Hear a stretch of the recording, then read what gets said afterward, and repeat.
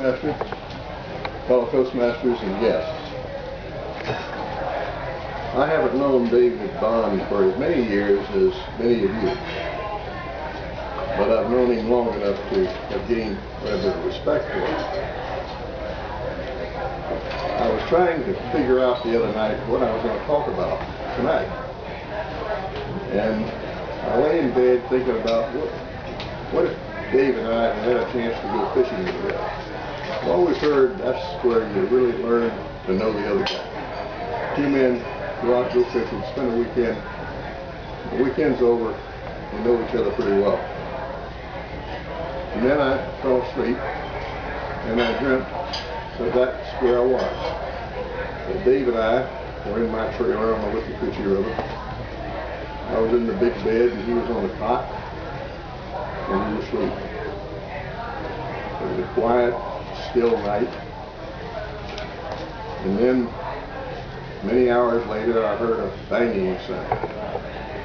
And the banging sound got louder, and louder, and louder, and louder.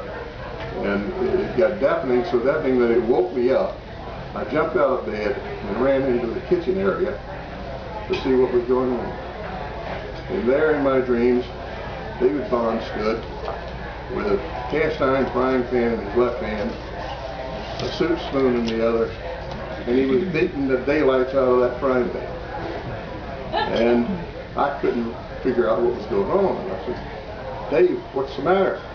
It's dark outside. What are you doing in here beating up the frying pan? He said, you know what time it is? I said, no. It's 05:30. It's time for reveille. At home, I blow reveille at 05:30 every morning, but I forgot my bugle and left it home. So I just made a substitute. I used the frying pan and the ladle, and I beat on it. It worked. It woke you up, didn't it? I said, yeah, you did, Dave. You woke me up. He said, well, what does a man have to do to get fed in this joint? I said, well, you said the right words. So I made him a couple of eggs and fried him some toast and made him some coffee and put it before him. And I made sure that I fried the eggs very good on both sides. Nothing, no runny eggs or anything.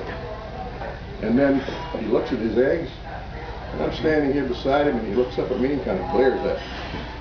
What's the matter? And he looks back at his eggs, shoves his chair back, picks up his plate, walks over to the garbage can, and scrapes it all off in the trash. I said, what are you throwing away good eggs for, David? These were fine eggs. I fried them myself. You saw me do it. He says, I don't eat my eggs vulcanized. I eat my eggs over easy.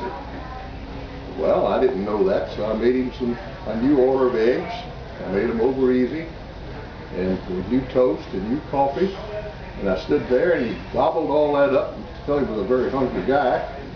When he got through, he shoved his plate back, and he says, now I feel better.